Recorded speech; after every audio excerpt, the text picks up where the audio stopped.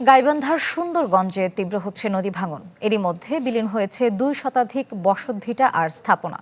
উপজেলার ভোরের পাখি এলাকা সহ বিভিন্ন স্থানে তিস্তার ভাঙন দেখা দিয়েছে।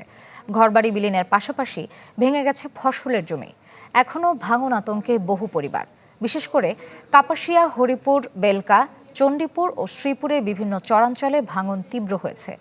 অভিযোগ, পানি উন্নয়ন বোর্ড নামমাত্র জিও ব্যাগ ফেলে ভাঙন রোধের চেষ্টা করা হচ্ছে। মানিকগঞ্জের দৌলতপুর ও হরিরামপুরে বাড়ছে পদ্মার ভাঙন। এরই মধ্যে ৩০টির বেশি বসতভিটা বিলীন হয়েছে।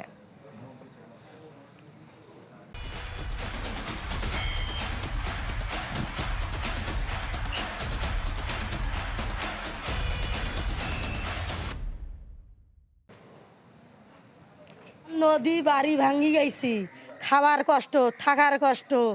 আমরা সরকারের কাছে অনুরোধ জানাই, যদি এখানে জিও বস্তা বা কোনো ব্যবস্থা না হয় তাহলে আমাদের এলাকাবাসীর জন্য অনেক ভালো হবে।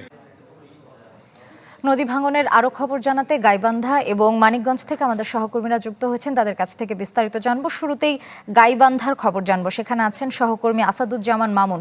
মামুন, আমাদেরকে জানাবেন, গাইবান্ধায় এ পর্যন্ত নদী ভাঙনে যে পরিবারগুলো ক্ষতিগ্রস্ত হয়েছে তারা এখন কোথায় বসবাস করছেন, কি পরিস্থিতি?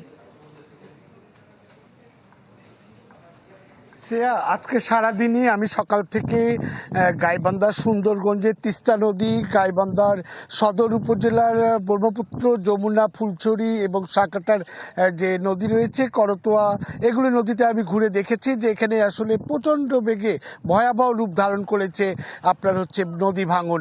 এখানে আজকে দুপুরের পর থেকে পানি উন্নয়ন বোর্ডের কন্ট্রোল রুম থেকে যেটা জানতে পেরেছি যে এখানে পানির নদী কিন্তু যেটা বাড়ছিল সেটা কিন্তু কমতে শুরু করেছে। আমি যদি এখন দেখাই যে এখানে এই জায়গাটায় কিন্তু পানি উন্নয়ন বোর্ড কর্তৃপক্ষ নৌকা যোগে এনে বালুর বস্তা এখানে ফেলানো হচ্ছে নদী ভাঙনের প্রতিরোধের করার জন্য। কিন্তু এখানে কিন্তু এই ভাঙনটা রোধে আপনার কোনোভাবেই এখানকার এলাকাবাসীরা মেনে নিতে পারছেন না। তারা বলছেন যে স্থায়ীভাবে তাদের ভাঙন প্রতিরোধ করতে হবে, শুধু বালুর বস্তা দিয়ে ভাঙলেই চলবে না। এখানে গত 24 ঘন্টায় কিন্তু আপনার ১,৫০০ থেকে ২,০০০ পরিবার কিন্তু তাদের বাড়িঘর কিন্তু নদীগর্ভে বিলীন হয়েছে এবং প্রায় ৫ কিলোমিটার এলাকা জুড়ে সুন্দরগঞ্জ উপজেলায় কিন্তু এই নদী ভাঙন রয়েছে তিস্তা নদীতে।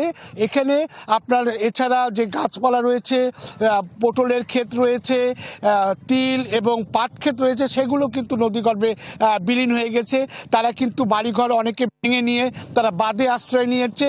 সেখানে খাবার সংকট রয়েছে। তারা বলছে, আমি আজকে সকাল থেকে যে এলাকায় ভাঙন কবলিত এলাকায় গিয়েছি, সেখানে মানুষজন বলছে এখন পর্যন্ত এখানে কোনো প্রশাসনের পক্ষ থেকে বা ইউনিয়ন পরিষদের চেয়ারম্যানের পক্ষ থেকে বা পানি উন্নয়ন বোর্ডের কর্তৃপক্ষ বা অন্য কেউ তাদের কাছে কিন্তু সহযোগিতা বা আশ্বাসের বাণী নিয়ে কিন্তু আসেনি। তারা খুবই দুর্ভোগের মধ্যে রয়েছেন। এখানে আমি দেখেছি এখানে একটা প্রাইমারি স্কুল, ভোরের পাখি সরকারি প্রাথমিক বিদ্যালয় এবং একটি মসজিদ এই হুমকির মুখে রয়েছে। যে কোনো মুহূর্তের মধ্যে কিন্তু এই দুটো বিদ্যালয় এবং মসজিদটি ভেঙে যায়, নদীগর্ভে বিলীন হওয়ার আশঙ্কা করা হচ্ছে এবং যে কোনো মুহূর্তে ভেঙে যেতে পারে।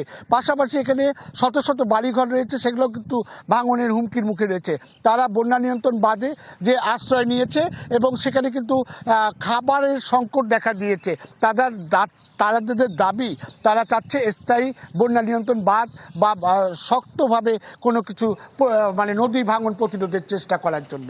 এই ছিল এখনকার মতো গাইবান্ধা। ধন্যবাদ মামুন। আমাদের সাথে সহকর্মী ইউসুফ আলী আছেন মানিকগঞ্জের খবর জানাতে।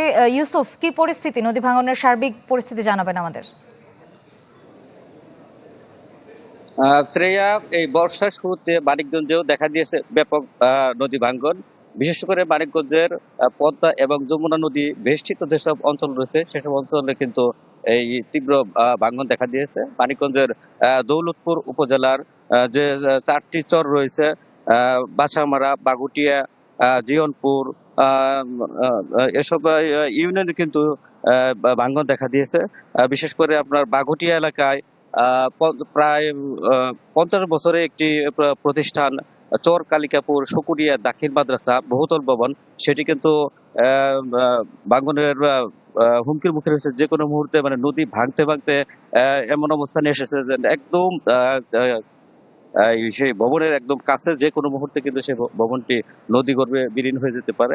এছাড়া এই একই এলাকায় এই গত 15-20 দিনে কিন্তু 20 থেকে 30টি যে বসত ভিটা সেগুলো কিন্তু নদীগর্ভে বিলীন হয়ে গেছে। এছাড়া হরিরামপুর উপজেলার যে পদ্মা নদী রয়েছে সেখানেও যে চর এলাকা রয়েছে সেখানে কিন্তু তীব্র ভাঙন দেখা দিয়েছে। ইতিমধ্যে বসত ভিটা সহ যে ফসলি জমি সেগুলো কিন্তু নদীগর্ভে বিলীন হয়ে গেছে। এছাড়া যমুনা নদী আপনার শিবালয় উপজেলার তেওতা এবং যে শিবালয় ইউনিয়ন রয়েছে সেখানে কিন্তু ভাঙন দেখা দিয়েছে। পাটুরিয়া যে ফেরিঘাট রয়েছে সেই পাটুরিয়া ফেরিঘাটের 5 নং ঘাট সংলগ্ন এলাকায় কিন্তু ব্যাপক ভাঙন দেখা দিয়েছে। তবে পানি উন্নয়ন বোর্ড তারা কিন্তু বলছেন যে যেখানে ভাঙন দেখা দিয়েছে আপৎকালীন সময়ে তারা জরুরি ভিত্তিতে যে জিও ব্যাগ এবং জিও টিউব সেগুলো কিন্তু ফেলে ভাঙন রোধে তারা চেষ্টা করে যাচ্ছেন। এবং এ পর্যন্ত এই এই মৌসুমে কিন্তু এই প্রায় 1.5 কিলোমিটার এলাকায় 20 থেকে 25টি স্পটে তারা এই জিও ব্যাগ এবং জিও টিউব ফেলেছে। এছাড়া স্থায়ী যে ভাঙন রোধ সেটি অন্য তারা ইতিমধ্যে মন্ত্রণালয়ে আবেদন করেছে এবং সেখানে কিন্তু পরীক্ষা নিরীক্ষা চলছে এবং সেই প্রকল্প যাচাই বাছাই কাজ চলছে। সেই প্রকল্প যদি অনুমোদন পায় তাহলে কিন্তু এই স্থায়ী ভাঙন রোধের তারা কিন্তু এখানে মেগা প্রকল্প গ্রহণ করবে বলে পানি উন্নয়ন বোর্ড বলছে। শ্রেয়া। ধন্যবাদ ইউসুফ। দর্শক, নদী ভাঙনের খবর জানতে আমরা যুক্ত ছিলাম গাইবান্ধা এবং মানিকগঞ্জে।